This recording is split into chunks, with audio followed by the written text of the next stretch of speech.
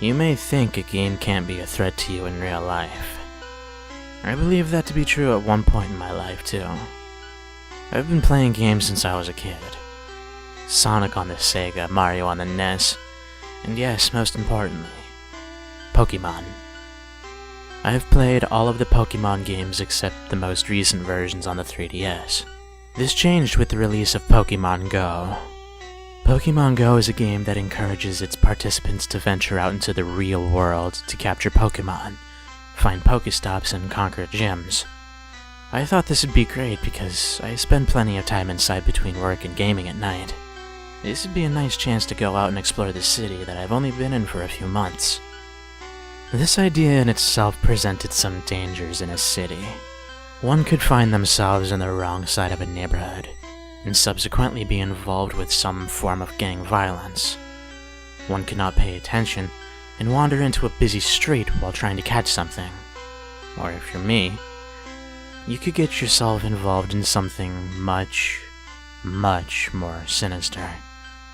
Upon my initial installation of Pokemon Go, I found the game to be enthralling. I couldn't put it down from the get-go. As soon as I was available, I took a long lunch break from work to walk around the local area to collect from Pokestops and visit nearby gyms. I made it back from my hour lunch break just on time after picking up a sandwich from my local shop. The days following held a similar pattern, with my lunch break becoming totally devoted to catching 'em all. Even after work, I would stop at home and head out on my bike to find more gyms. The time when the game got truly interesting was after dark. Now, where I live isn't anywhere near the bad side of town, but it was still risky to go out on a bike at night. I drove around catching many a Pokemon near and far alike. I was beginning to wonder how far I had gone. This is when I came up on the motherlode of Pokestops. As far as the augmented reality map could see, there were Pokestops. Goldmine, I thought, as I looked up from my phone. A cemetery. This could be interesting, I thought. I don't have any inherent fear of cemeteries. I do believe in the supernatural, but I also believe in the mutual respect of our world and theirs. I locked up my bike by the entrance, pulled out my flashlight, and readied my phone. As I passed through rows of gravestones, collecting my loot and the occasional ghost-type Pokemon, I noticed an eerie chill passing through me. It only seemed like a gust of wind from a nearby storm. When I looked up, I noticed that I had entered the section of the cemetery where there was a collection of mausoleums. There were a few smaller sized, 2 medium-sized, and 1 very prominent large mausoleum. This person clearly wanted to be the center of attention, even long after they had died. As I entered this area, my phone started having a fit. Notifications left, right, behind, and right in front of me of ghost-type Pokemon. The most Pokemon I had seen in one area at the time. Only fitting for a cemetery. 3rd evolution Pokemon are a very rare occurrence from what I had gathered playing the game. Of course, what would be right near the entrance of the large creepy mausoleum? A Gengar, obviously. As I approached and began the process of catching said Gengar, I noticed a small beam of light seeping through the door of the mausoleum. This is where I threw every precaution from my parents, horror movies, and countless friends out the window. I walked right in there with my flashlight up. The events inside that mausoleum will never leave my mind for as long as I live. The first thing that I saw were various flaming lights hanging from the ceiling. It seemed odd that they were lit, and clearly there was a reason for that. I walked a few more steps and saw the decaying corpse of what I had assumed to be a man and a wife. The true horror came when I discovered the 4 steps hidden behind the side housing the husband. 4 steps would scar me for the rest of my life. As I took the first step, I heard the first scream. Blood-curdling, chilling, haunting, and most eerily was a familiar scream. It was a scream that I recognized for some reason. The second step brought a heavy silence. This was more terrifying than the scream.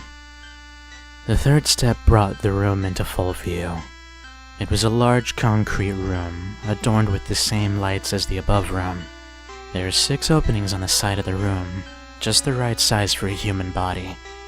I guess that they could have been for the children of the couple when they passed. But the countless vials and tubes that occupied them were more terrifying than any skeleton could have ever been. The various glass containers were filled with blood, human organs, and various chemicals. The 4th step brought me into plain sight of the masked men in the room.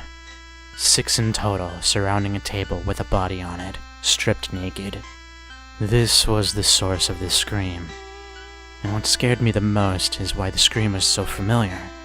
It was me. Or a copy of me. I don't know what it was, but it was exactly me. The hair, the face, the body, even the birthmark on my thigh. It was strapped down to the table, marks visible across its body. I dropped my phone and ran. Pokemon the farthest thing from my mind. I didn't know what was happening back there, and I had no intentions of ever finding out. I made it to my bike, desperately grabbing at my pants pocket for my keys. No luck. I looked at the gate leading into the cemetery and noticed the address. It was over 5 miles away from home. Not to mention, my bike was very valuable. I decided I needed to go back for my keys. I reached into the pouch on my bike and grabbed the measly pocket knife I kept there for self-defense. I turned to face whatever insanity was behind me. In the rush to make it back to my bike, I had haphazardly ran through the graveyard, and there was no telling where my keys could be. I had a Bluetooth tag attached to the ring, but my phone was back with those men. My only choice was to go back. It wasn't a decision I made lightly, but my phone and my keys were the 2 most important things I own. They say that in the light of a terrifying situation, adrenaline can do some amazing things. In my case, it did a very stupid thing. As I moved through the gravestones, glancing at the ground and up at the mausoleums, I hoped by that some twist of fate, I would see the glimmer of my keys laying in the grass. I did not. Upon reaching the large mausoleum, I found no sign that I was followed. In fact, I found that the mausoleum was completely sealed. No crack in the door, no lights inside, and no people. I couldn't comprehend what was happening. Did I imagine what I saw? No way, it was real. I don't have my phone, it has to be real. In a moment of delirious rage, I smashed my way through the door of the mausoleum. Nothing. No lights, no people, no screaming. I looked to the sides and saw that the couple were still there. The stairs were still there, and so was my phone. My keys only feet away. I, or whatever it was not there. There were no mysterious men in masks, and no vials or containers. It was empty.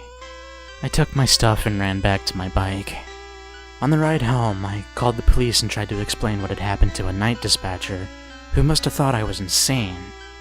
She said, "We will send a patrol over, but I doubt they can do much."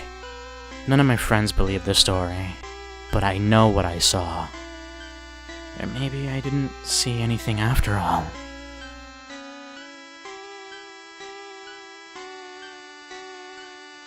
I just had the absolute crap scared out of me while walking around playing Pokemon Go late at night. I can't be sure anything truly weird happened, because it was dark, and I might have let my imagination run away from me. But damn. Some background. I live in the northern suburbs of Melbourne, in an old, established suburb that tends to be very quiet.